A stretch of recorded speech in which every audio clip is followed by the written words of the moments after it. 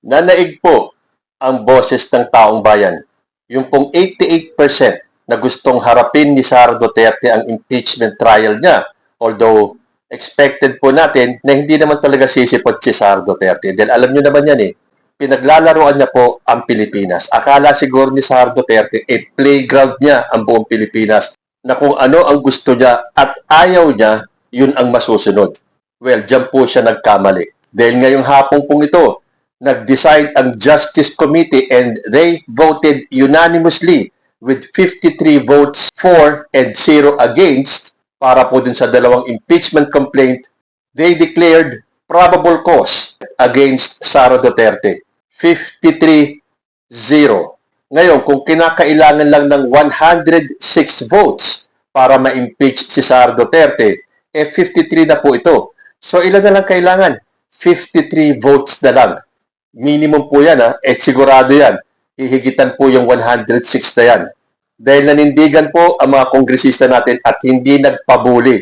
Tandaan nyo, yung salita ni Loren Badoy na yun daw boboto para ma-impeach si Sara Duterte ay hindi nila patatawarin pagdating ng 2028. Meaning, tapos na daw ang kanilang mga karera once na bumoto sila para sa impeachment. O ano masasabi mo ngayon, Badoy?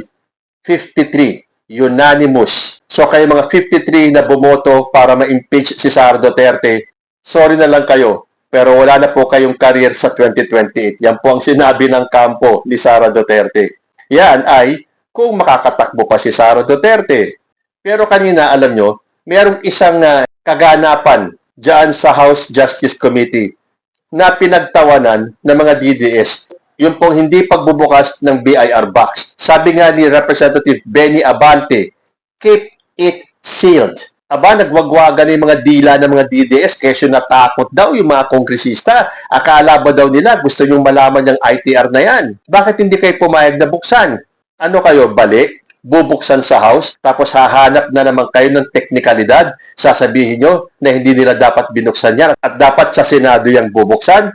Pero diyan kayo nagkamali. Kaya hindi binuksan yan kasi alam ng House Justice Committee na husto yung kanilang mga ebidensya na hindi na kailangan buksan pa yung BIR box na yan dahil confident sila na makakakita sila ng probable cause para sa impeachment ni Sara Duterte at hindi sila nagkamali. Dahil doon pa lang sa pagbabanta ni Sara Duterte sa ating Pangulo, kay First Lady Lisa at kay Martin Romualdez, malakas na pong ebidensya yon para ma-impeach si Sara Duterte. Although sinasabi ng mga kalaban ng mga DDS, conditional lang daw yon. Conditional threat lang na mangyayari lang yon kapag napatay si Vice President Sara Duterte. Hindi nga ba't nagbida-bida pa itong si Representative Marcoleta nung sinabi niyang habang pinapanood natin ang mga video ni VP Sara, ito po yung inilalabas nila yung video kung saan nag-meltdown si Sara Duterte at pinagbantaan ng ating presidente. Sabi ni Marcoleta, ang Pangulo ay nananatiling buhay na buhay, alive and kicking at nakakapag-jumping jacks pa. Puro sablay yung kanya mga hirit. Ano ibig niya sabihin? Buhay na buhay pa naman si President Bongbong Marcos. So yung threat, yung conditional threat, hindi naman nangyari dahil buhay pa rin si President Bongbong Marcos at buhay pa rin itong si Vice President Sara Duterte. Ano nga ba yung conditional threat? Sabi po rito, a conditional threat is a statement declaring that harm or crime will be committed against someone unless they meet specific demands or conditions. Mukhang tama nga itong mga DDS Hindi naman na isa katuparan na mamatay si VP Sara. Tuloy ko, it makes potential violence or wrongdoing contingent on a person's action or inaction. It is distinct from direct threats that occur immediately. Ito po yung mga example, the or else scenario. A classic example is your money or your life, where the threat to kill is contingent on not receiving money. Parang dun sa mga nang-hold up yan pera or buhay.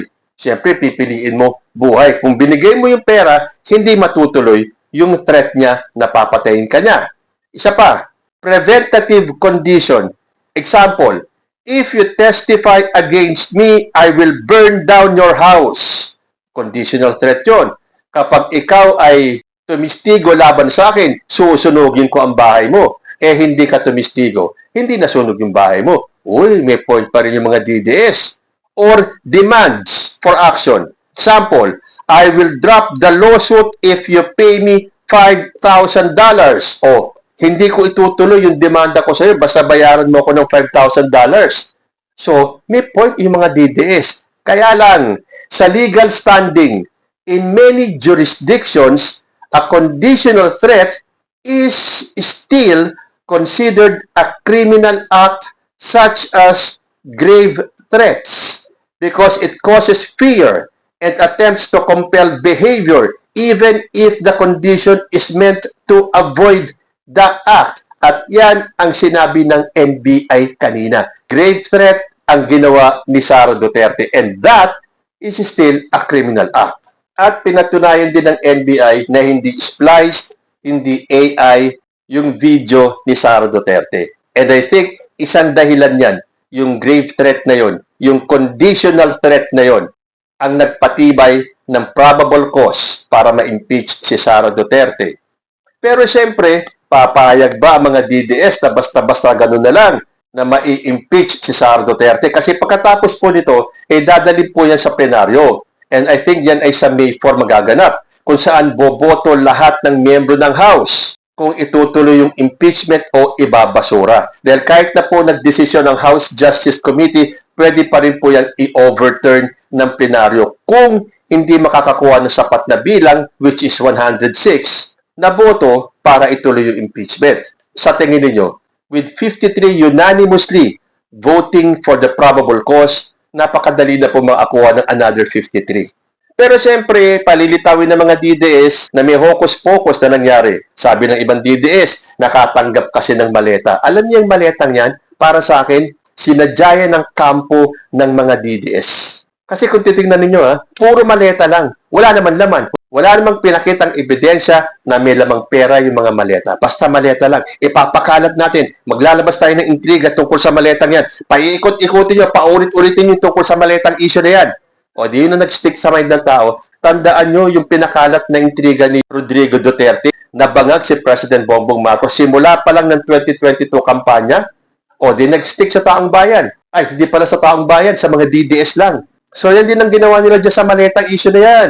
Gamitin natin sa lahat ng okasyon, gamitin natin sa lahat ng events, gamitin natin sa lahat ng issue sa politika para tumatak sa taong bayan yung maleta na yan. O ngayon, kapag may kumalaban sa mga DDS, sasabihin nila, nakatanggap ng maleta yan. So, ganyan din sila. Nagtagumpay sila na palakihin yung issue ng maleta kahit wala naman silang pinapakitang solid evidence na may lamang pera yung maletang yon. Hindi tulad ng pinakita ni Ramil Madiaga. Di ba yung likod ng isa sasakyan, may pera. Yun ang ebidensya.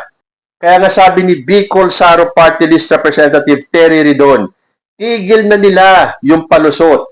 Huwag nilang gawing bobo ang mga tao. Dyan nagkamali ang mga DDS. Akala ng kampo ni Sara Duterte, malilin lang nila ang majority ng taong bayan. Hindi po bobo ang mga Pilipino. Gising na gising po sila sa mga pangyayari ngayon. Ang mga bulag na lang, ang mga tulog na lang, ay ang mga DDS. Kahit na nakita na at inilatag na sa buong Pilipinas sa pamamagitan ng impeachment hearing na to, ang mga sekreto at baho ni Sara Duterte. And yet para sa kanila, kahit na anong paninira ninyo, hindi kami matitinag. O edi sige, ngayon, bagsak na si Sara.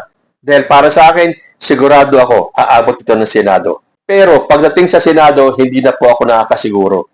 Dahil po sa mga Sara Duterte senators, siguradong i-acquit nila si Sara Duterte unless magising sila sa katotohanan at maisip nila ang taong bayan. Malalaman po natin yan sa impeachment proceedings sa Senate. Hindi nga ba't may pasaring pa si Sara Duterte na sinabi niya dapat daw mag-ingat ang House sa impeachment proceedings na to. Ang sagot ni Attorney Jinky Luistro, ang sagot natin, let us be truthful, magpakatotoo lang po tayo. At nangyari po yan kanina. Nagpakatotoo ang mga kongresista, ang Justice Committee, hindi sila nagpabuli at hindi sila nagpatakot dito sa kampo ni Sara Duterte. Tapos ngayon, sasabihin nila, nakatanggap daw kasi ng maleta itong mga miyembro ng Justice Committee. Di pumasok na naman ulit yung maleta issue, di ba? Hindi kaya yung mga hindi boboto na ma-impeach si Sara Duterte ang mga nakatanggap ng maleta? Dahil ang pinapakalat naman ni Representative Pulong Duterte, umano'y blackmail sa Kongreso, ibinunyag ni Pulong Duterte sa issue ng impeachment laban kay VP Sara. Siyempre, meron kayong nakahandang mga dahilan na kapag nakakita ng probable cause ang House Justice Committee, ilalabas nyo kagad dyan na may blackmail sa Kongreso. Hindi nyo matanggap na nag-iisip ang ating mga kongresista. Hindi sila pwede magpabuli. So ano yung blackmail na sinasabi mo, Pulong Duterte? Kung may ebidensya ka, magdemanda ka. Hindi na po pwedeng puro kayo dakdak. Yan ang style ng mga Duterte at ng mga DDS Magbibintang, maglalabas ng intriga, wala naman maipakitang pruweba. Ngayon ang panahon, lahat dapat ng issue, merong ebidensya para maniwala ang taong bayan. Kung ganyan puro kayo salita lang, wala naman kayong pinapakitang katotohanan or solid evidence, sino maniniwala sa inyo? Porque hindi pumabor sa inyo yung impeachment proceedings, blackmail na, nabigyan na ng maleta. Again, hindi kaya yung mga hindi boboto ang na-blackmail or nabigyan ng maleta? At siyempre, maglalabas ng official statement ang defense. Sabi po rito, official statement of VP Sara Duterte's defense team on House finding probable cause versus impeachment complaints.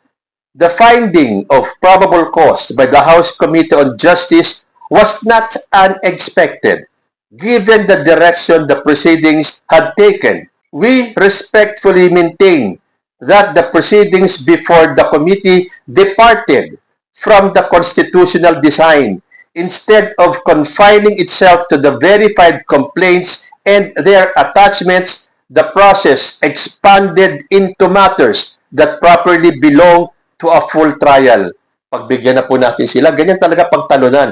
Ang gawin nyo na lang, dumiretso ulit kayo sa Supreme Court, magreklamo kayo, magsampa ulit kayo ng complaint. Ganun na lang, daanin natin lagi sa batas. Hindi yung ginagawa nyo, mga DDS kayo, yung kampo ni Sara Duterte. Ayaw humarap sa impeachment trial, pero dakdak ng dakdak sa social media kung saan pwede kang magsabi ng kahit na anong gusto mo nang hindi mo pinanunumpaan. So as expected, porque hindi pumabor sa inyo yung desisyon na may nagawang pagkakasala si Sara Duterte. And just like his dad, kailangan harapin ito ni Vice President Sara Duterte. So, hindi po natin maaalis sa taong bayan na para sa kanila at para sa majority ng taong bayan, lalo na dun sa 88% ng Pilipino na gustong humarap si Sara Duterte sa impeachment trial, ito ang nasabi ni Representative Jervil Luistro. Sino ba talaga ang Vice Presidente? Siya ba ay lingkod bayan na yumuyuko sa batas o isang makapangyarihang tao na gustong paluhurin ang batas? Ano ba talaga ang kanyang tunay na kulay? Kayo po, para sa inyo, ano po ba ang talagang tunay na kulay ni Vice President Sara Duterte? Comment lang po down below and I will see you in my next video. Diyos ti Agnina.